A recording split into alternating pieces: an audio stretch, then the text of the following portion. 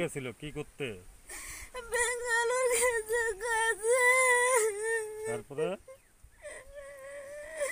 বাড়িতে যাওয়ার সময় সুন্দর মতো গেছে।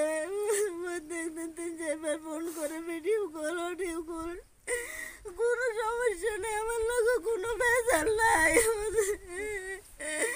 রবিবার দিন 3বার ফোন করছে, লাস্ট রাত্রে 9টার সময় ফোন করছে। অন্য দিনের মতো কথাবার্তা কইছে। কইছে রে তোমরা কইটে ঘুমাই যাও।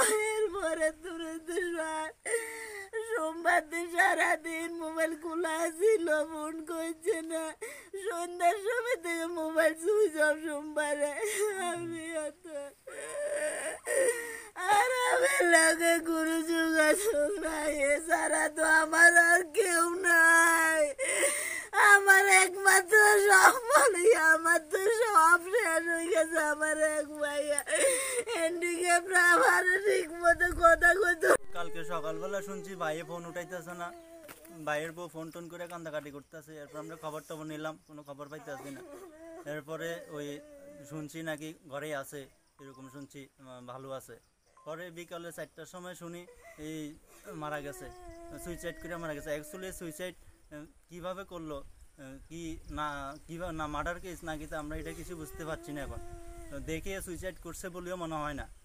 তো এখন মারাতে গেছে, এখন আপনাদের কাছে এই অর্থ নাই যে আমরা ওইখানে গিয়ে কেস লড়বো বা আমরা ওইখানে গিয়ে ওকে লাশ আনবো, এমন কোনো ব্যবস্থা আমাদের কাছে নেই।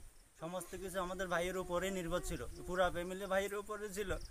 এখন এই লকডাউন পরিস্থিতিতে ভাইয়ের অকাল মৃত্যুতে আমাদের কি হবে? এই বাচ্চা হ্যান্ডিক্যাপ নিয়ে ওর কি হবে? ওদের ফ্যামিলি কি হবে? এখন এখন আমার ত্রিপুরা সরকারের কাছে, মাননীয় মুখ্যমন্ত্রী বিপ্লব দেব মহোদয়ের কাছে আমার আবেদন, ওদের জন্য একটা সহযোগিতা করার জন্য।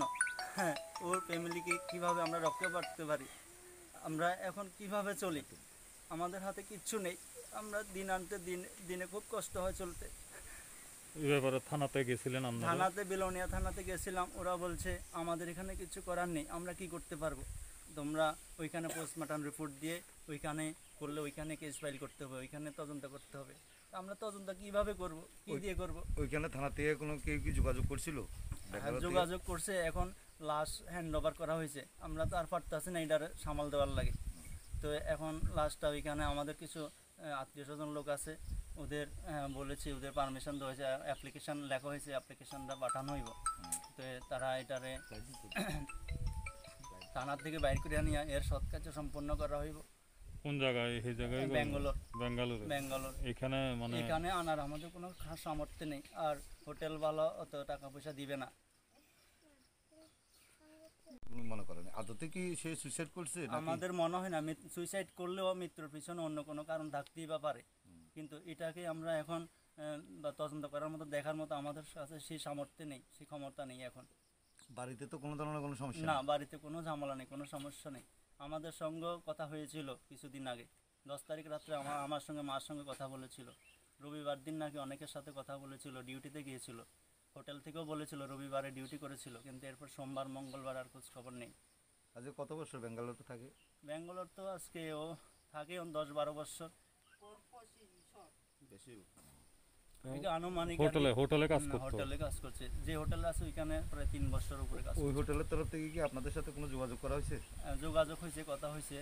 তো তারা বলছিল এখন যে লাশ থানা থেকে বের করার জন্য এবং দাহ করার জন্য, নেওয়ার জন্য যা খরচা তারা এটা বহন করবে। সে কি একাই থাকতো রুমে? আপাতত এখন একা, আগে আরও লোক ছিল। একাই রুমে? হ্যাঁ, এখন এই লকডাউন সিচুয়েশনে তারা একাই ছিল। ঘরের কি দরজা বন্ধ, ভিতর থেকে বন্ধ আছিল বা এরকম কিছু? এরকম শুনছি, আমরা তো আর দেখছি না, ভিতর থেকে বন্ধ আসছিল বলতে শুনছিলাম।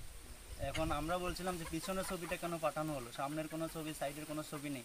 তো বলছে যে আমরা বাইরে ছেলে ফেলে কিছু ছিল, ওরা বলছে বাইরের জানলা দিয়ে ছবি নিয়েছিল, তো সামনেরগুলো উঠেনি, পিছনেরটাই উঠেছিল।